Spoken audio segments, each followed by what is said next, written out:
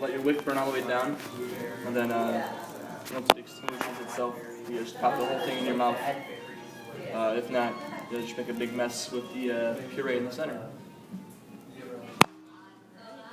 Just pop the whole thing in, right? Right?